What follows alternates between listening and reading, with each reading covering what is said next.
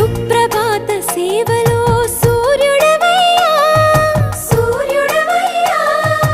అజ్ఞానపు చీకటులను అణచెదవయ్యా మాధవ కేశవ అభిషేక సేవలో